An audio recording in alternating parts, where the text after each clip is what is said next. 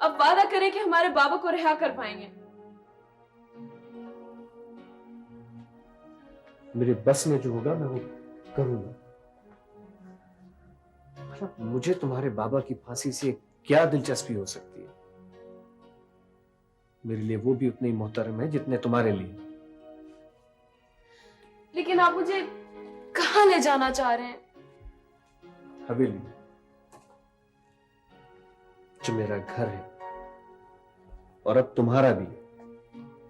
मैं यूं चोरों की तरह तुमसे मिलने नहीं आना चाहता। हवेली, हवेली से तो मुझे खौफ आता है। वहां वहां वो सब रहते हैं, और आपकी पहली बीवी भी। उन सब ने तुम्हें घर की बहू तस्लीम कर लिया है। हाँ, मुझे पर्दे में रहना होगा आपकी पहली बीवी के साथ। अस्मा, अस्मा, हवेली में और अपार्टमेंट में फर्क होता है, तुम खुद जाकर देख लेना।